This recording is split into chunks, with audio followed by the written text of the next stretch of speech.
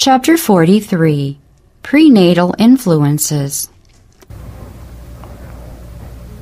Women have need of great patience before they are qualified to become mothers. God has ordained that they shall be fitted for this work. The work of the mother becomes infinite through her connection with Christ. It is beyond understanding. Woman's office is sacred. The presence of Jesus is needed in the home, for the mother's ministries of love may shape the home into a Bethel. The husband and the wife are to cooperate.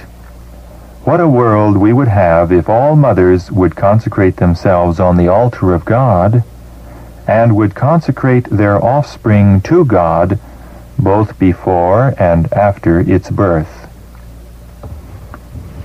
The effect of prenatal influences is by many parents looked upon as a matter of little moment. But heaven does not so regard it. The message sent by an angel of God and twice given in the most solemn manner shows it to be deserving of our most careful thought. In the words spoken to the Hebrew mother, the wife of Manoah, God speaks to all mothers in every age. "Let her beware," the angel said. "All that I commanded her, let her observe." The well-being of the child will be affected by the habits of the mother.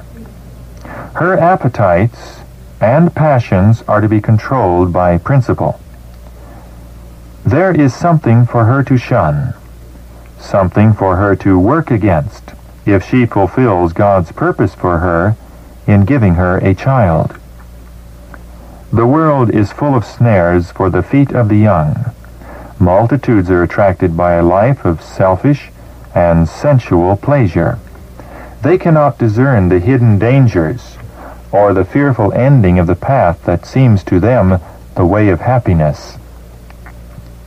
Through the indulgence of appetite and passion, their energies are wasted and millions are ruined for this world and for the world to come. Parents should remember that their children must encounter these temptations. Even before the birth of the child, the preparation should begin that will enable it to fight successfully the battle against evil. If before the birth of her child she is self-indulgent, if she is selfish, impatient, and exacting, these traits will be reflected in the disposition of the child. Thus, many children have received as a birthright almost unconquerable tendencies to evil. But if the mother unswervingly adheres to right principles, if she is temperate and self-denying, if she is kind, gentle, and unselfish, she may give her child these same precious traits of character. It is an error generally committed to make no difference in the life of a woman previous to the birth of her children. At this important period, the labor of the mother should be lightened. Great changes are going on in her system. It requires a greater amount of blood, and therefore an increase of food of the most nourishing quality to convert into blood. Unless she has an abundant supply of nutritious food, she cannot retain her physical strength, and her offspring is robbed of vitality. Her clothing also demands attention. Care should be taken to protect the body from a sense of chilliness. She should not call vitality unnecessarily to the surface to supply the want of sufficient clothing. If the mother is deprived of an abundance of wholesome, nutritious food, she will lack in the quantity and quality of blood. Her circulation will be poor, and her child will lack in the very same things. There will be an inability in the offspring to appropriate food which it can convert into good blood to nourish the system. The prosperity of mother and child depends much upon good, warm clothing and a supply of nourishing food. Great care should be exercised to have the surroundings of the mother pleasant and happy. The husband and father is under special responsibility to do all in his power to lighten the burden of the wife and mother. He should bear as much as possible the burden of her condition. He should be affable, courteous, kind, and tender, and specially attentive to all her wants. Not half the care is taken of some women while they are bearing children than is taken of animals in the stable.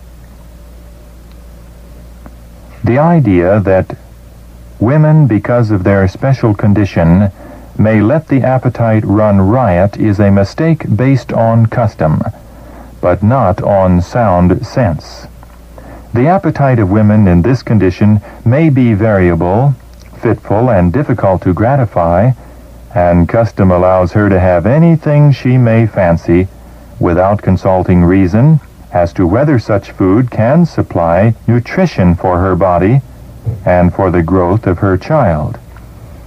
The food should be nutritious, but should not be of an exciting quality. If ever there is need of simplicity of diet and special care as to the quality of food eaten, it is in this important period. Women who possess principle and who are well instructed will not depart from simplicity of diet at this time of all others. They will consider that another life is dependent upon them and will be careful in all their habits and especially in diet.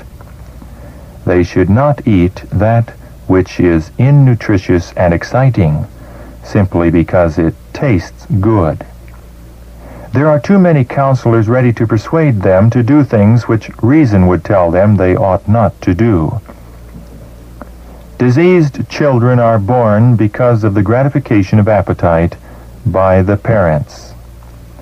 If so much food is taken into the stomach that the digestive organs are compelled to overwork in order to dispose of it and to free the system from irritating substances, the mother does injustice to herself and lays the foundation of disease in her offspring.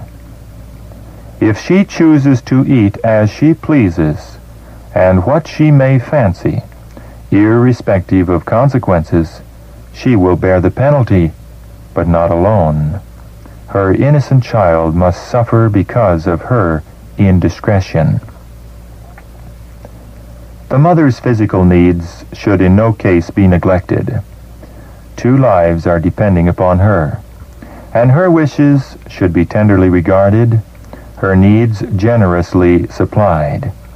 But at this time, above all others, she should avoid in diet and in every other line whatever would lessen physical or mental strength. By the command of God Himself, she is placed under the most solemn obligation to exercise self-control. The basis of a right character in the future man is made firm by habits of strict temperance in the mother prior to the birth of her child. This lesson should not be regarded with indifference. Every woman about to become a mother, whatever may be her surroundings, should encourage constantly a happy, cheerful, contented disposition, knowing that for all her efforts in this direction, she will be repaid tenfold in the physical as well as the moral character of her offspring. She can, by habit, accustom herself to cheerful thinking, and thus encourage a happy state of mind and cast a cheerful reflection of her own happiness of spirit upon her family and those with whom she associates. And in a very great degree will her physical health be improved. A force will be imparted to the life springs. The blood will not move sluggishly, as would be the case if she were to yield to despondency and gloom. Her mental and moral health are invigorated by the buoyancy of her spirits.